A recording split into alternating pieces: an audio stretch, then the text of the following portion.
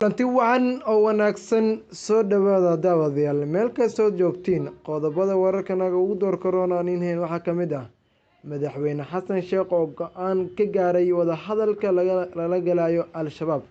Sidoo kale waxaa ku dhintay gobolka Gado gaar ahaan Baardheer 500 oo qof oo haraad iyo oon ama gaajo ugu dhintay deegaankaas.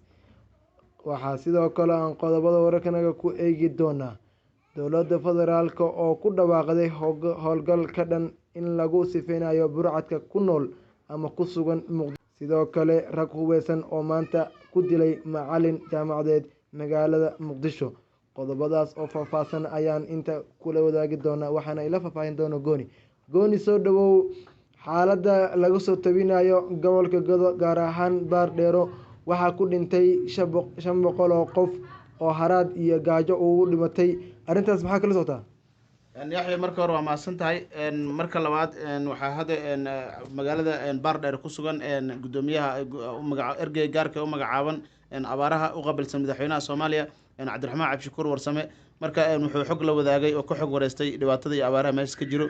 marka waxay u sheegeen in meeshaas ay ku dhinteen gobolka Gado ay ku dhinteen ilaa 500 oo qof oo haraad iyo gaajo u geeriyooday. marka abaaraha way daba dheeraadeen. Cabdiraxmaan Cabshakuurna waxa waye maadaama uu ergey ka yahay madaxweynaha Soomaaliya waxay la wadaageen qaabka wax u socdaan.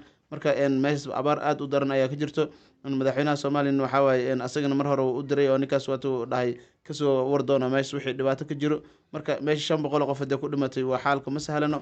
abaarihi way daba dheeraadeen, roobabkii weli lama helin. marka qoysas fara badanna meesha ka barakaceen, qoysas badan ilaa hadda way ku dhibaataysan yihiin. marka Cabdiraxmaan Cabshakuur meeshaas gargaar bini'aadanimo ayuu gaarsiiyey, mid intaas ka badanna waa looga fadhiyaa yaxye. marka maamulka ayagana Baardheer waxay aad ugu baaqeen in gurmad degdeg ah la soo gaaro. meeshaan abaaruhuna ay aad u saameeyeen, dhibaatada meesha ka jirtana inay badan tahay. marka waxaan leenahay dhaheen in la soo gaaro wax walba u baahannahay sababtoo xaaladdu way ka dartay, waqtigiina waa nagu sii socdaa, abaarihiina ma isbedelin, roobabkina lama helin. marka yaxay culays fara badan ka jiro gobolka Gado. Arrin yar ma ahan meeshay ku dhimatay 500 oo qof. Intaas oo dad intay dhimanayeen ama ay isdaba gaareen maxaa loo soo tabin waayay arrintan? والله horta abaartan abaar daba dheeraato waaye, wax hadda shalay maanta ma ahan 500 oo qofna wax hal mar wada dhinta ma aha, laakiin guud ahaan inta meesha ku dhimatay gobolka Gado ayaa laga hadlayaa. marka maamulka Baardheer iyo deegaanada hoostaga ilaa iyo dhankaas luuq iyo meel walba ay ka sheegayaan. marka dadka dhintay oo dhan oo la tiro koobay waaye. marka abaarta waa la sheegaya, waa lagu baaqaya, laakiin dowladda Soomaaliya kala wareeg iyo dowladda Maxamed Abdullaahi Farmaajo oo doorasho galaysay iyo waqtigii oo ay sheeg aad u yaraa iyo wixii lagu mashquulay. laakiin hadda waa loo soo jeestay abaarihii, ergey gaar ayaa loo magacaabay, haddana hawshu waa wadaa gargaarna wuu gaarsiiyey, gargaar intaas ka badanna waa laga rabaa yaxya. Sidoo kale arrinta uu ku dhawaaqay madaxweynaha oo uu yiri in aan go'aan ka gaaro wadahadalka lala yeelan doono argagixisada al-shabaab. taas maxaa kala socotaa? والله horta yaxya waa mahadsan tahay. xasan maxamuud wuxuu dhahay anaga hadda waqtigan inaan la wada xaajoono ururka al-shabaab, waqtiga la xaajoon lahay lama joogo, laakiin wuxuu dhahay qolada wada hadalka diyaar ku ah dowladnimada Soomaaliya ka qayb qaadanayso, dhibaatadana ka waantoobaysa diyaar ay u nahay inaan la wada hadalno. dadka xag jirinta iyo wixii oo sheeg dhib wada waa gooni, laakiin wuxuu dhahay dadkii wanaag rabo oo dowladnimada Soomaaliya ka shaqeynaya wada hadal waan u soo dhaweynaynaa. dadka inay rabaan fikirkaas inay ka waantoobaan waan soo dhaweynaynaa, laakiin wada hadal toos ah oo hadda toos ayaga loola wada galayo ma jiro. xagga amniga iyo xagga dhaqaalaha culays ayaan saari doonaa. marka wuxuu dhahay sidii hore wax aan jirin ma ahaan doonaan. dowladda hore Maxamed Abdullaahi Farmaajo waxaa lagu eedeynaya inay ku dhex milantahay ururka al-shabaab. marka asaga hadda wuxuu leeyahay waxaas oo dhan waa laga hortegi doonaa, laakiin wuxuu dhahay inta fikir ahaan wanaagsan oo dhibaatada inay ka waantooda rabto diyaar ayaa u nahay inaan la shaqeyno. Sidoo kale maanta waxaa loogu dilay magaalada Muqdisho macalin jaamacadeed oo dileen rag hubeysan. arrinta maxaa kala socotaa? horta yaxya waa mahadsan tahay. ninkaas maanta lama dilin, xalay ayaa la dilay. marka rag hubeysan ayaa xalay ku helay degmada Dharkiinley gaar ahaan suuq yaraha maxaa la yiraahdaa suuq yaraha oo loo yaqaano isheeg agaarka suuq yaraha ayaa lagu dilay. marka macalinka asaga meesha ayuu maraya, agab yar iyo waxyaabo ayuu watay iyo telefoonno ayay ka qaateen, waana tuugo waxa dilay oo hadda jidka u galay. marka wixii uu watana way ka qaateen, macalinka xabad ayayna ku dhifteen. macalinkan waxaa lagu magacaabaa Cusmaan Axmed Macow oo asaga jaamacad madax ka ahaa oo jaamacadda isheeg horseed la yiraahdo ayuu macalin ka ahaa. marka macalinkaas ilaa u naxariisto, wuxuuna hormuud ka ahaa kulliyadda Economic and Management Science. marka macalinkaas waxaa aad ugu tacsiyeenayo jaamacadda horseed oo la shaqeynayo oo muddo fara badanna macalin ka ahaa. marka macalinkaas gacanka xaq daran ayaa dishay, ilaahay ha u naxariisto, qabrigiisa ilaahay ha u waasiciyo ayaa leenahay yaxya. sidoo kale magacaabistu maanta sameeyay gudoomiyaha shacabka Aadan Madoobe taas arrintaas maxaa kala socotaa?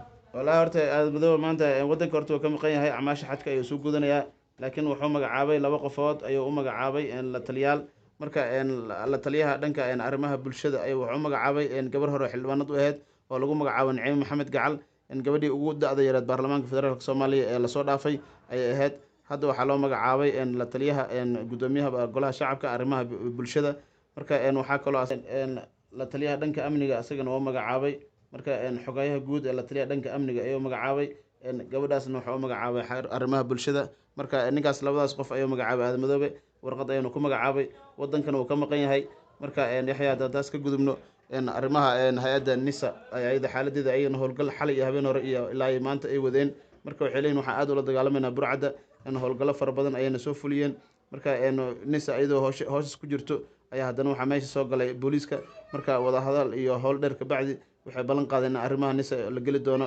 baaritaan aad u sarreeyo lana soo qabqaban doono burcadda xalayna ilaa burcad fara badan iyo bastoolada ayay soo qabteen howlgalka aad ayuu u ballaaran yahay magaalada muqdisho beryahan xataa baabuurta waa la baaraya bajaajka waa la baarayaa howsha sida hore ma ahan yaxya marka waa soo adkaanaysaa baaritaanka waa la siyaadiyey hay-adda nisan waxaa waaye hub fara badan iyo waxay soo bandhigtay dhalinyaro fara badan oo ay gacanta ku hayaan marka dhibaato fara badan waddanka geysanayay cabasho fara badan ayana berihii lasoo dhaafay ka socotay magaalada muqdisho xalay howlgalka u barnaa iyo habeen hore ayuu ka dhacay xalay degmada howlwadaag maxaa la yidhaha yaakshiid iyo kaaraan howlgalka ugu ballaaran ka dhacay yaxyow maxaa sababay ku dhawaaqitaanka inay dowladda ku dhawaaqday howlgalka ka dhan magaalada muqdisho sababtoo ah magaalada waxaan ogeen in beryahan dilal kala duwan laga sameynayay dhacyaal badan laga sameynayay howlgalkan xilligan lagu dhawaaqay maxaa sabab wallaahi beryahan cabasho ayaa shacab kasoo yeeraysay mar ka dambeyso marka waxay sameynayeen baaritaan aad u culus marka baaritaankaas waxaa keenay in dadku ay cabasho soo gudbiyeen qaar guryaha loogu dhacayo qaar jididka loo istaagayo qaar bajaajyada iyo baalki lala raacayo oo dhibaato fara badan ay ka jirto